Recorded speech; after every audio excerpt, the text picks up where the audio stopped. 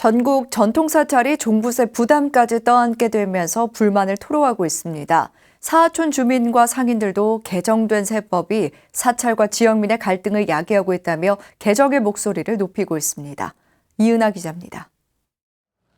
국내 최초로 불자 마을을 만들고 사찰과 마을의 경계를 허물며 지역 상생의 모델이 되고 있는 양양 낙산사.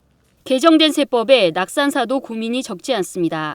고속도로 개통 등 공공개발로 공시지가가 상승하며 낙산사는 지난해에만 2년 새 3배 가까이 오른 재산세를 납부했습니다.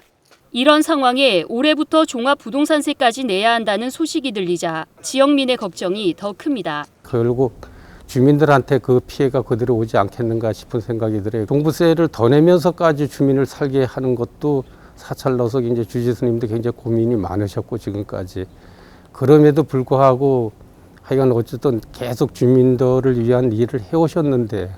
낙산사 아랫마을 사하촌 전진 1, 2에는 3만 5천 제곱미터, 만여 평에 80여 세대, 350여 명이 살고 있습니다.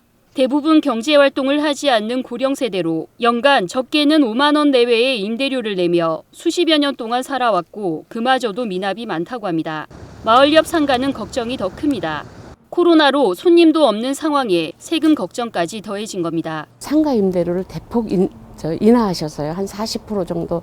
이게 종부세가 올라간다고 보면 우리 임대료가 다시 인상을 해야 되잖아요. 그러면 우리 상인들이 굉장히 많이 힘이 들죠. 모든 것을 약자의 편에 서서 하시는 건데 저는 그거는 부당하다고 생각을 합니다.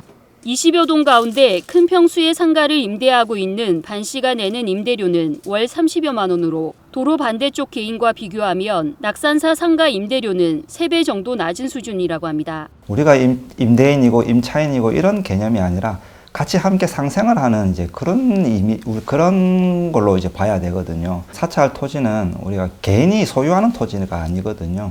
말이 임대지 낙산사 토지에 부과된 재산세와 현재의 종부세를 내기에도 빠듯한 금액입니다. 하지만 시행령 개정으로 낙산사는 재산세를 제외하고 종부세만 최소 4배 이상 상승할 것으로 추정됩니다.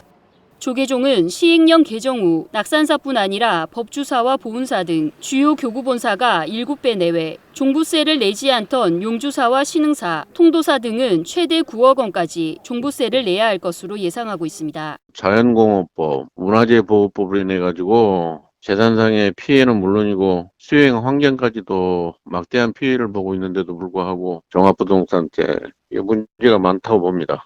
시행령 개정으로 창건 이후 토지를 공유하며 상생해온 지역민과 사찰이 인상된 세금을 충당하기 위해 임대인과 임차인이라는 가불관계의 갈등에 내몰리고 있습니다.